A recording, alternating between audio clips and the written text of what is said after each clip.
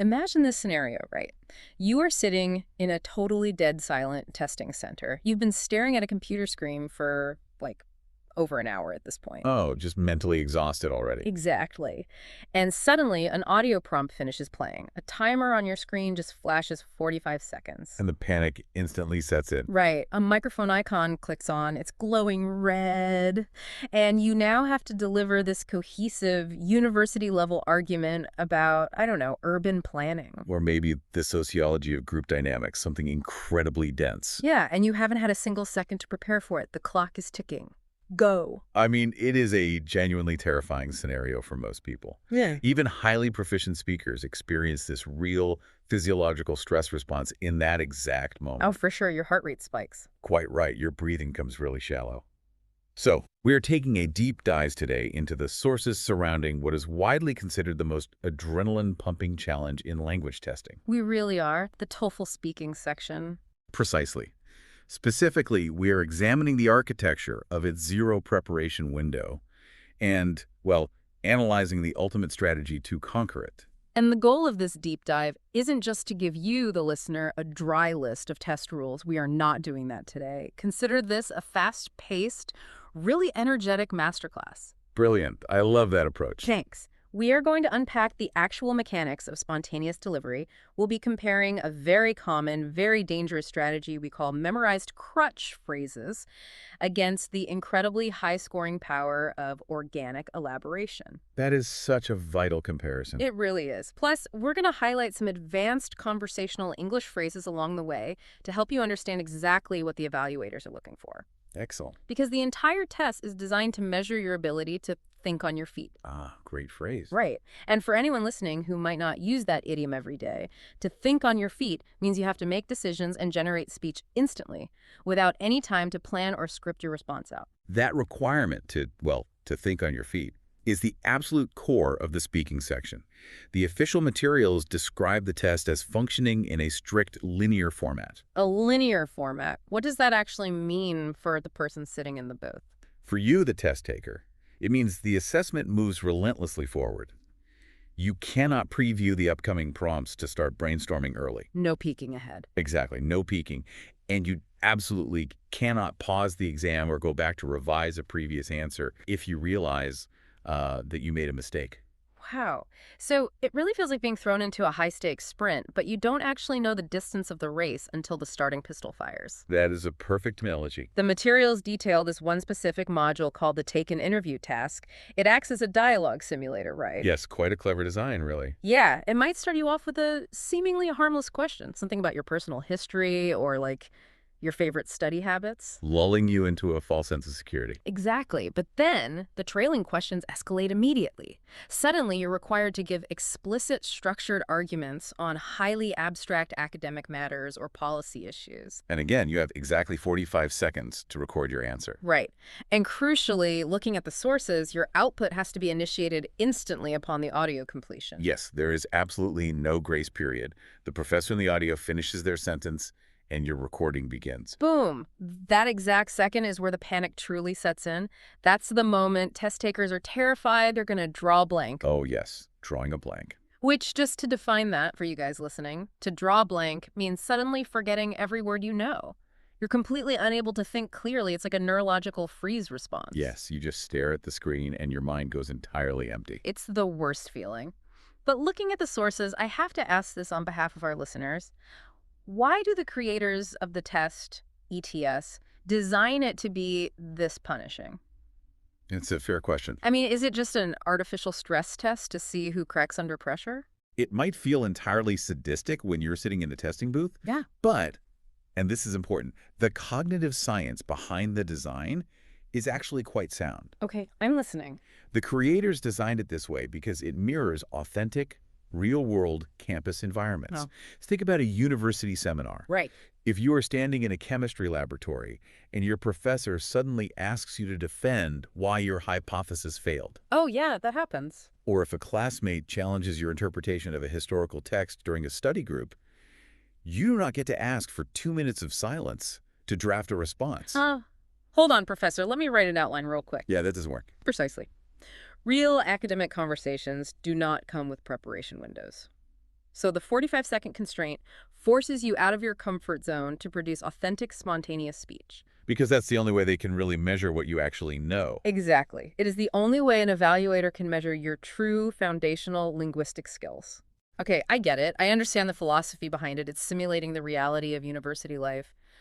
But let's look at how students actually react to that pressure. Yes, let's talk about the survival tactics. Because the sources dedicate a massive amount of text to this. When people are terrified of drawing a blank, they look for safety nets. And that brings us to the trap. The memorization trap. Yeah. Students spend months memorizing these massive, complex introductory templates just to fill the silence when the microphone turns on. Oh, the prepackaged formulas. Things like the importance of the issue raised by the posed statement cannot be underestimated in today's modern society. Yes, exactly that. But let me push back on the sources here for a second. I want to advocate for the test takers. Go ahead. I totally see why students do this.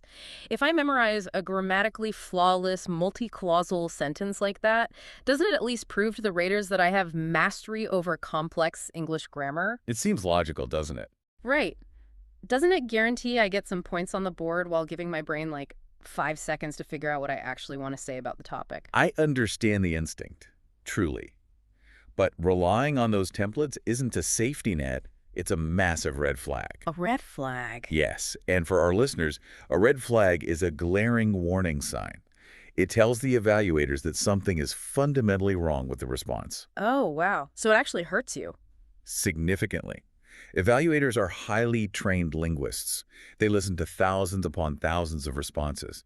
When you deploy a rigid memorized phrase, it does not sound like high-level proficiency to them. What does it sound like? It sounds robotic. The sources are explicitly clear on this point. Using memorized text does not represent true academic speaking skills. So they penalize you for it. Yes.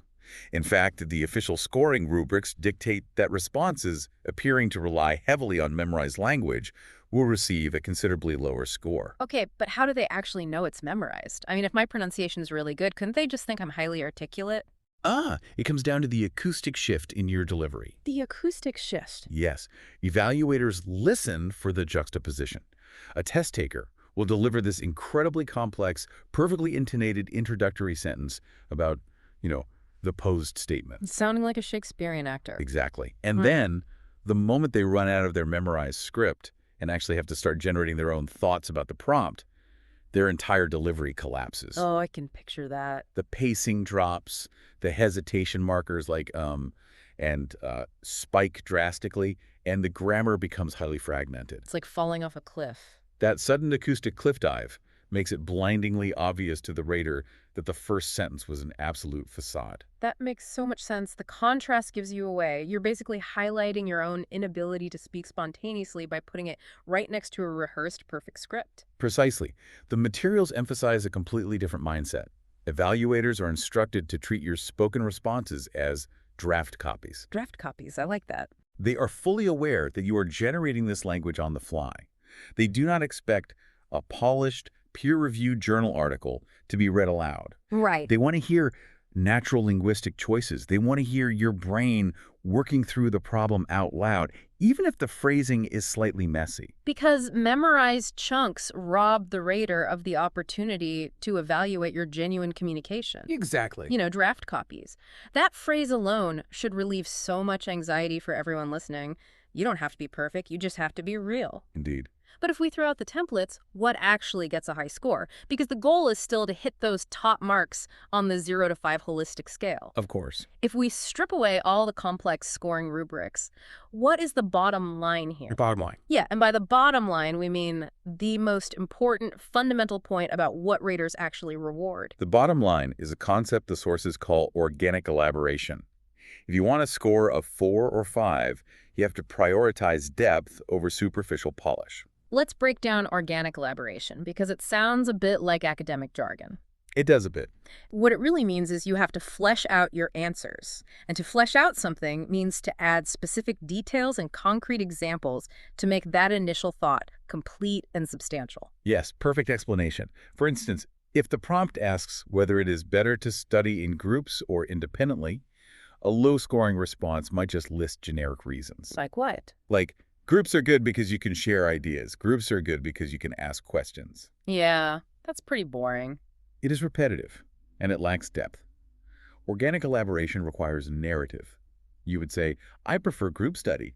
For example, last semester in my organic chemistry class, I could not understand the concept of molecular bonding. Okay, setting the scene. Exactly. But my lab partner explained it using a completely different analogy about magnets, and I understood it instantly. Oh, I see the difference right away. When you tell a personal story about a chemistry lab, your brain fundamentally shifts gears. Well, you are no longer in like recitation mode where you're trying to remember vocabulary words from a list. You are in memory retrieval mode. You are visualizing a real event that happened to you. Yes. And because of that cognitive shift, your intonation naturally fluctuates. You emphasize different words because you are actually reliving the memory. The reader instantly hears that authenticity. That is a brilliant way to phrase it. Yeah. The holistic rubrics explicitly states that a level 4 response, which is considered generally successful, must demonstrate adequate elaboration to support the communicative purpose. Right. But the sources reveal something even more fascinating about these top-tier responses.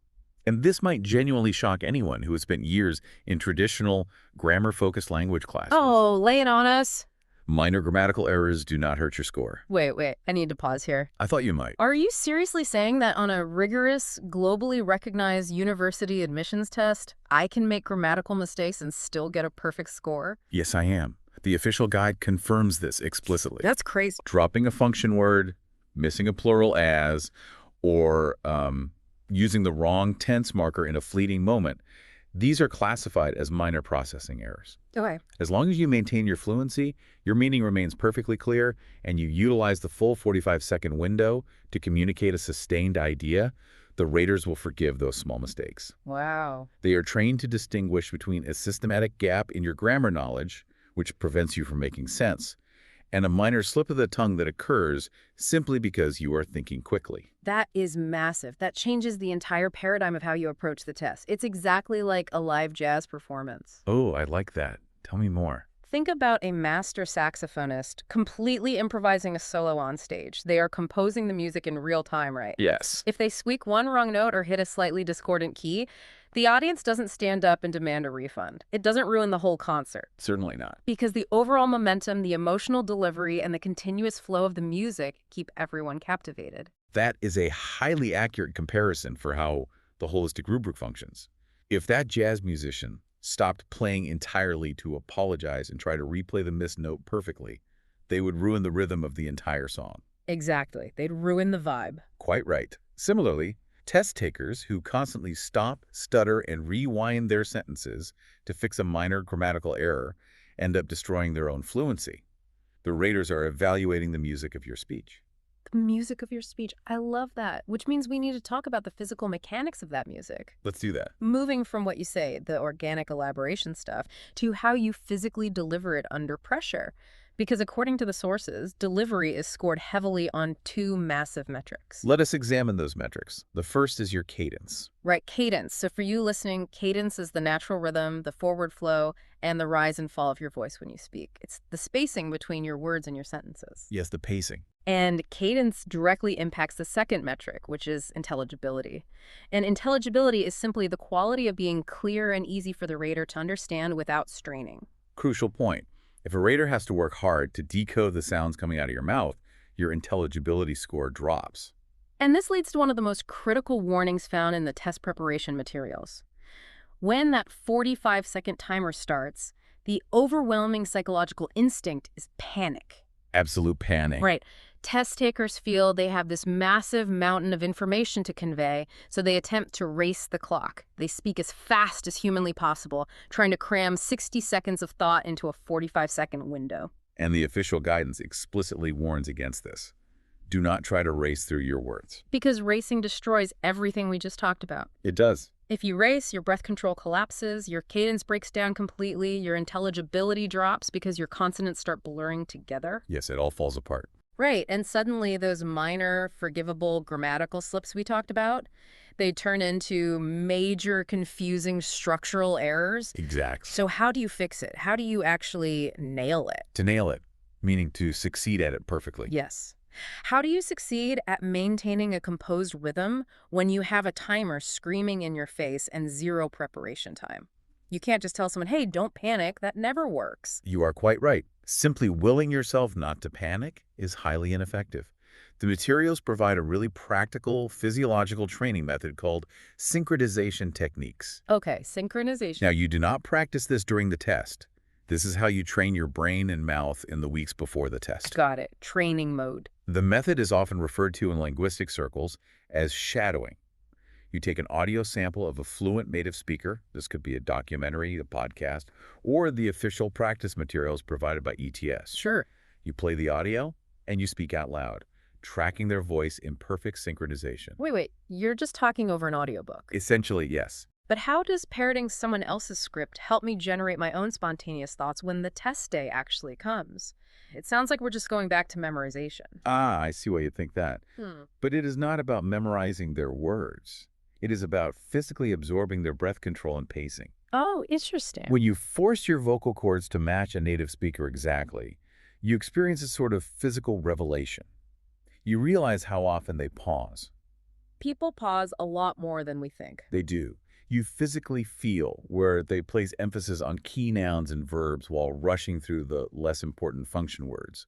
You internalize how structural transition words like furthermore, however, or nevertheless act as natural resting points in the rhythm of the sentence. Oh, I see. It's like athletic conditioning for your lungs and your vocal tract. You are literally building muscle memory for English cadence. Precisely. The rubrics for a top score demand that a good conversational speaking pace is maintained.